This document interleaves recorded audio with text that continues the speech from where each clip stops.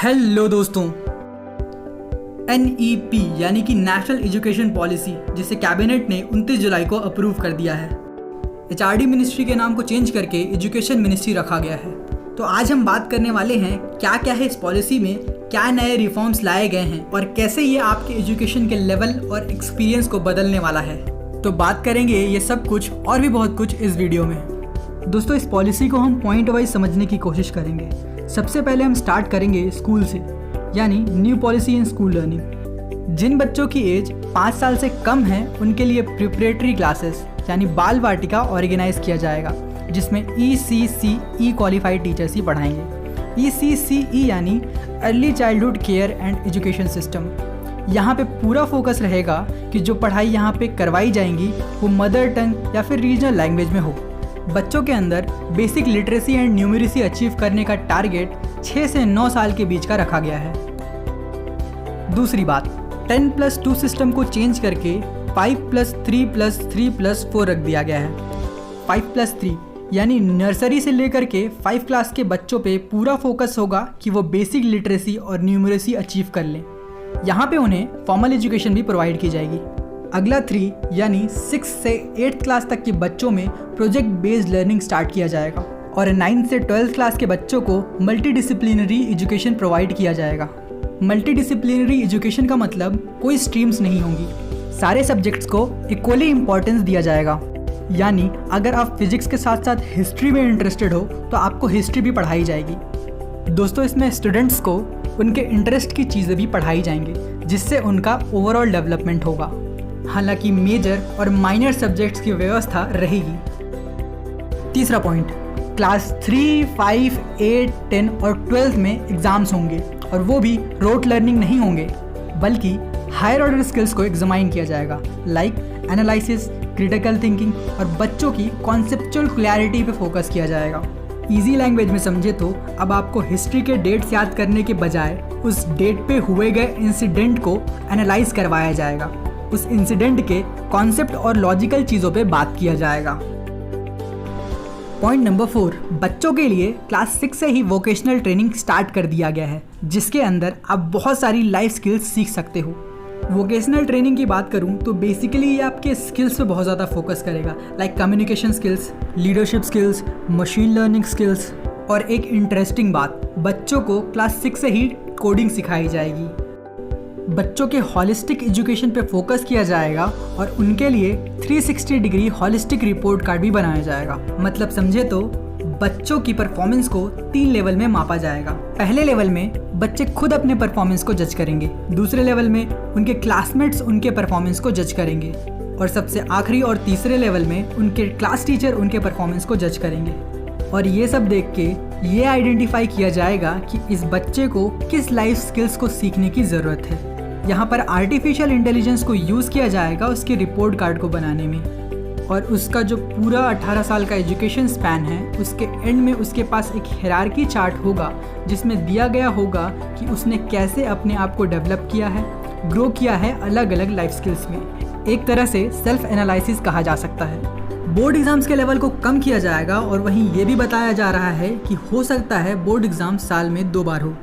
सो ये था school level पे हुए मॉडिफिकेशंस के बारे में।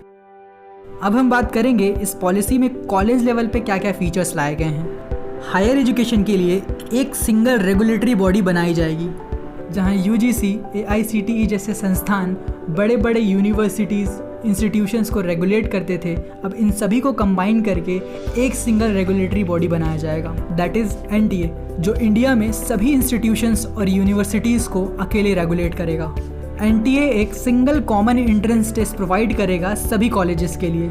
सारे कॉलेज उस टेस्ट को एक्सेप्ट करके और उसके टेस्ट के स्कोर के थ्रू एडमिशन दे सकते हैं। Point number 2, multiple entry and exit programs बनाए गए हैं। मतलब अगर किसी बच्चे ने 2 साल की डिग्री कंप्लीट की है और किसी वजह से वो डिग्री कंटिन्यू नहीं कर पा रहा है, तो उसके क्रेडिट्स को एकेडमिक बैंक में स्टोर किया जाएगा और फिर आफ्टर कुछ टाइम अगर वो अपनी पढ़ाई कंटिन्यू करना चाहेगा तो उन्हें वो क्रेडिट वापस कर दिया जाएगा, ताकि उन्हें दोबारा बिगिनिंग से स्टार्ट करने की ज़रूरत ना पड़े। ये हो गई मल्टीपल एंट्री की बात। इसके मल्टीपल एग्जिट प्रोग्राम के बारे में बात करें मतलब आप अगर 1 साल की पढ़ाई करते हो तो आपको सर्टिफिकेट दिया जाएगा, 2 साल की पढ़ाई करते हो तो डिप्लोमा दिया जाएगा।